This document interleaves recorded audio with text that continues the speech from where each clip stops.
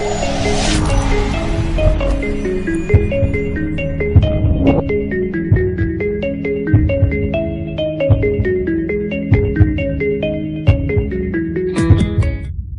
they said one thing I didn't know. They said, and lastly, an ash merchant came by every morning. An ash merchant. Now what does that tell you? An ash merchant came by every morning and would buy our excess wood ashes and our excess rice straw ashes, and they would sell these ashes to farmers who had fields that were much larger than their personal production of ash could fertilize. It was an industry because they knew it was important for fertilization of that field. The first patent in 1790, the first U.S. patent number 1, was how to make white wood ashes for export. They were burning tens of thousands of acres of forests. They just set those forests on fire and collect the wood ashes and ship them to England.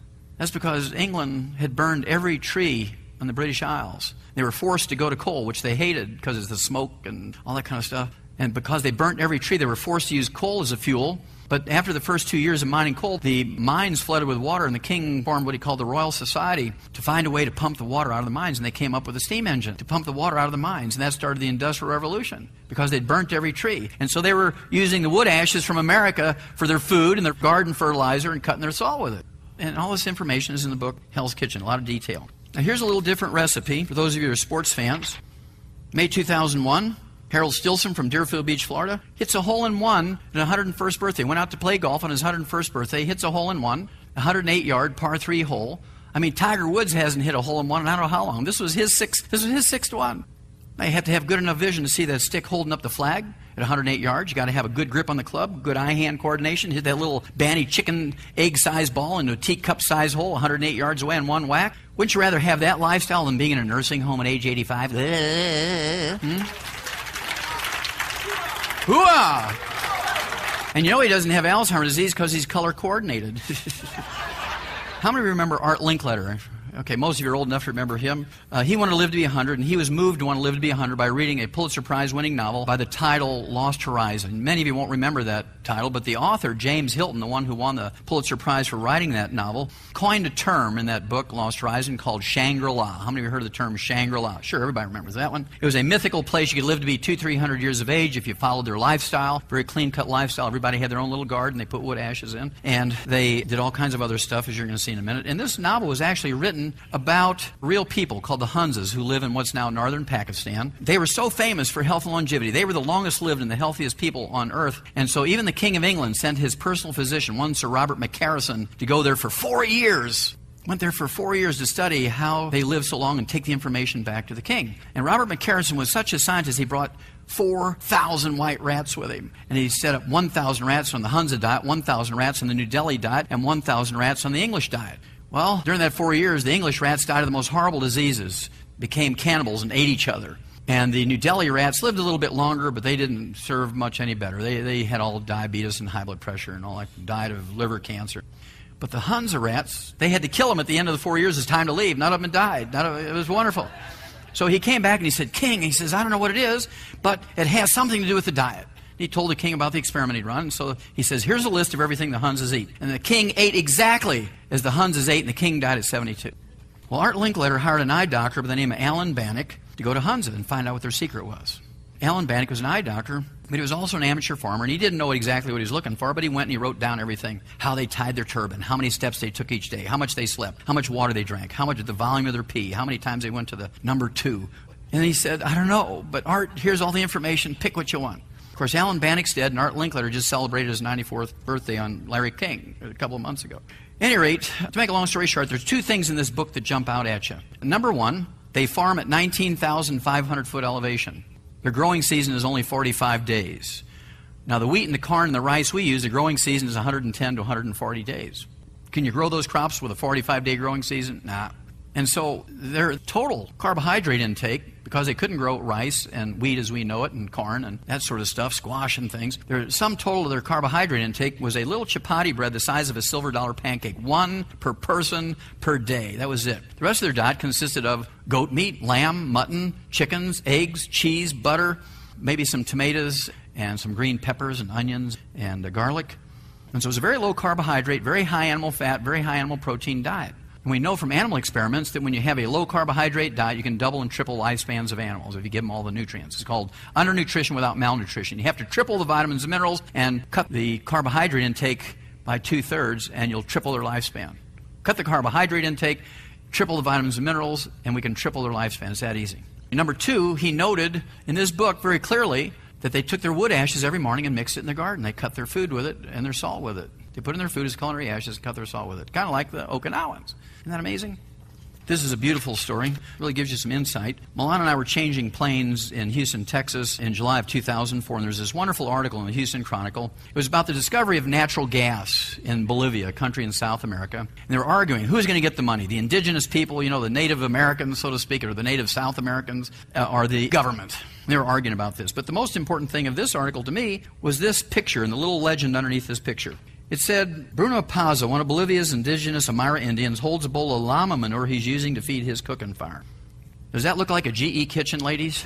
No, it's a little 1 foot by 2 foot cast iron stove. Look at all the soot on the walls. He needs spring cleaning bad.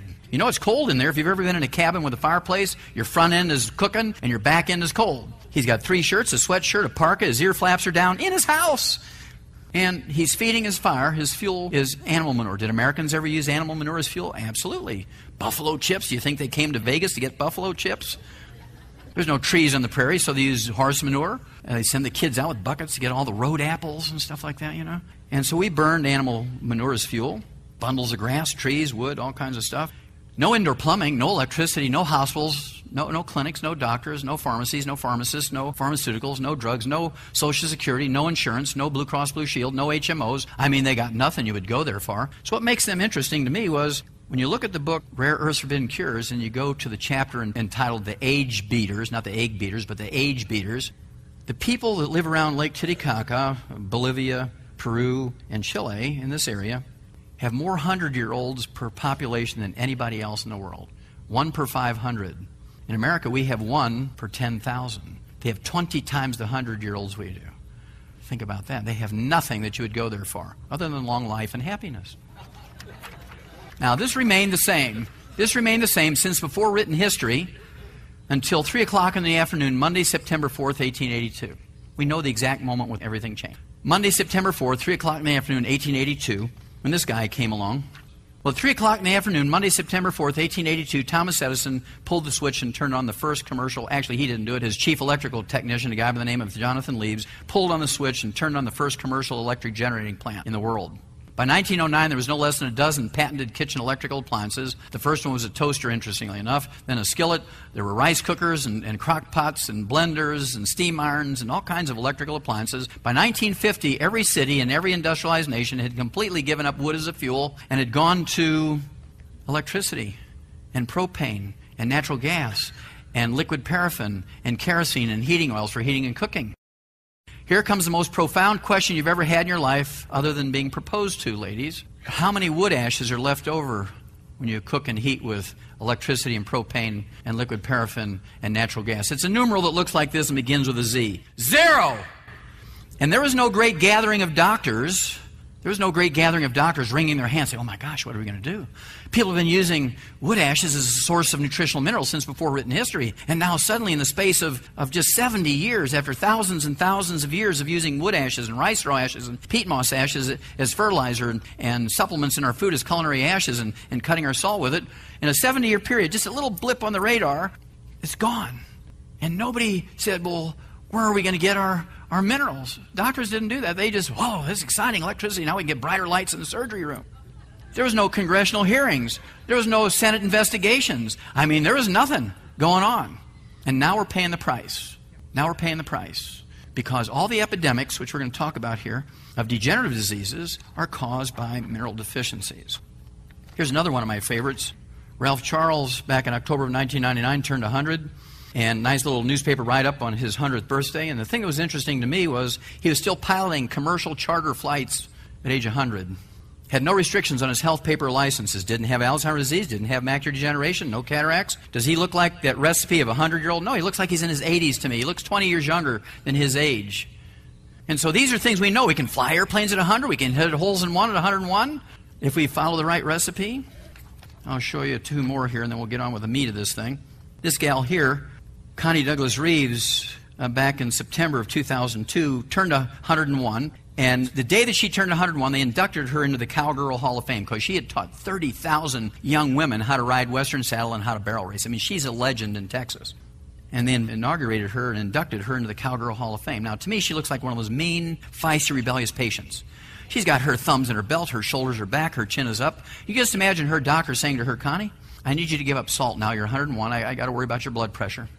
Connie, I really need you to give up eggs and red meat and chicken skin and dairy products and go to margarine and boneless, skinless chicken breast. And I want you to eat tofu instead of red meat. And I need you to, in fact, use egg beaters instead of eggs and use margarine instead of butter. And Connie's going to ponder for a minute and then say,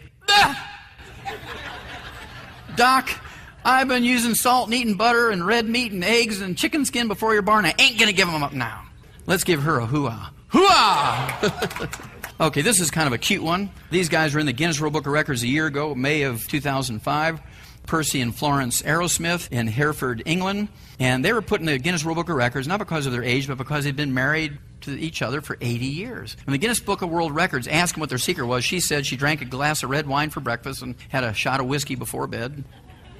And he said, well, I guess I can render it down to 2 words. And boy, they whipped out their pens and they were ready for this profound 2 words. And they said, well, what is it?